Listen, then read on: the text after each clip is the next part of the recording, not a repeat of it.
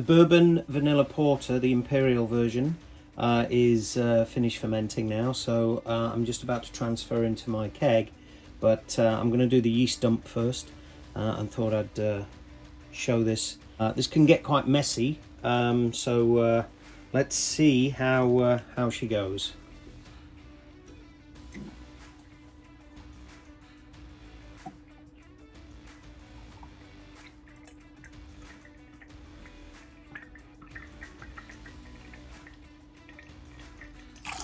Woo. Okay, that's the bottom done. Let's see what's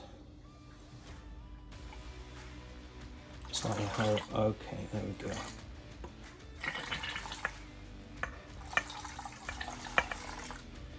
All right, I think that's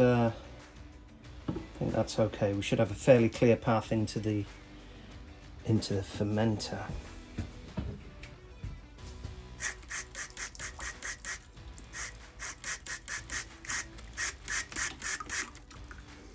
There we go, cleared that out. All right, I think we should be good. It smells amazing though. So it's now time to transfer from the fermenter into the keg, which I have down here. It's the sanitized keg, an oxygen-free keg that was used to push out the star sand from during the fermentation. So it's oxygen free and completely sanitized. So it's time to transfer. So I've sanitized all my tubing, all my pipes, and also purged them with CO2 to also minimize as much oxygen ingress as possible. So the next step really is to connect everything up. So this is my beer line in, which will obviously go on my beer line in keg.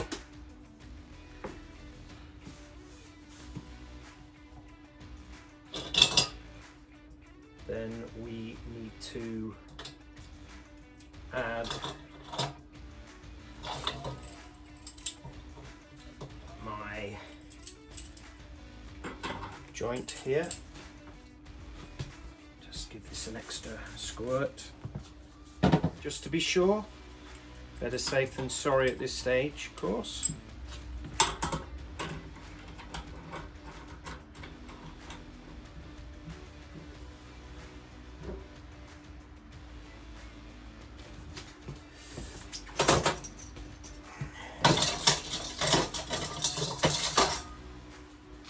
Okay, here is the gas in. So basically I'm attaching this to the top of the fermenter, and the bottom part I'm attaching to the gas post. So when I open the tap here, the gravity will obviously push the liquid in, and the CO2 that's in the keg will come out through this and go into the top of the fermenter, again just to aid in transfer, but also to reduce the amount of potential oxygen that is getting inside the keg and the beer ultimately.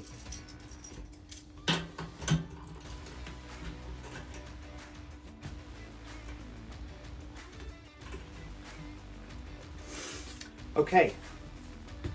So this is it ready to go. So I'll just show you the top part there. Then obviously that comes down into the gas. And then this part here is the beer line coming in to here. So basically it's time to turn on. Open the valve and see if we've been successful. If you can see that here. So the beer is transferring here. There is a, I don't know if you can see that, but there's a bubble there of CO2. that's bubbling around, so you can clearly see the beer is transferring, and it looks pretty clear. So we've got all of the trub out. So yeah, I'm pretty happy with that. So I'll just let that go now, and then yeah, we'll be ready to cold crash and start adding the bourbon and of course the vanilla. So here are the vanilla pods that I'm using. They're from Malt Miller. They're actually Madagascar vanilla pods. There's 3 of them in this pack, if I can get into the pack, of course. There we go. They're a few weeks old. They've been stored in my fridge. And the way that I prepare them for the tincture is to firstly slit them down the middle, and that gives me access to all of the lovely vanilla seeds in there.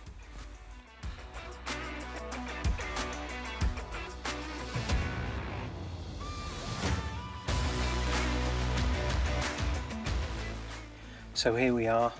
We now have access to all that lovely vanilla paste or seeds. A lot of flavour in there. There's also a lot of flavour in the pods as well, of course. So we don't want to waste any of it. We actually want to use it all to make sure we get as much flavour in the tincture as possible.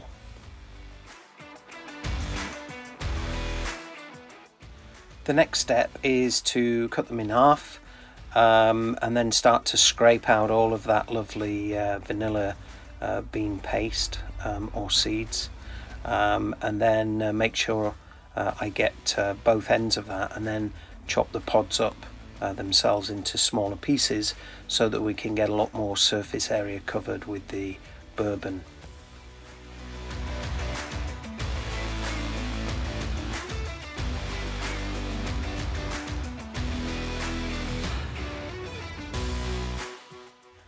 So that's all of the vanilla chopped up, all of the seeds scraped out of the pods themselves, and you can see there that there's quite some of that vanilla paste or seeds in there.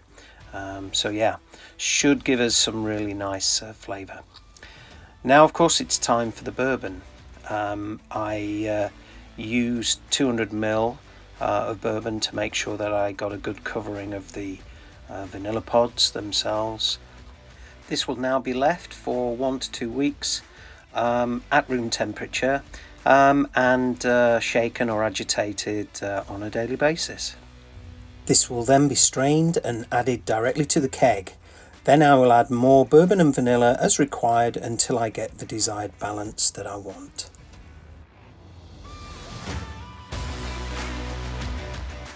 If you like what we're doing here at Something About Beer, please subscribe and give the video a like. It really does help the channel out a lot. And don't forget to ring that bell so that you're alerted to new content we're putting out.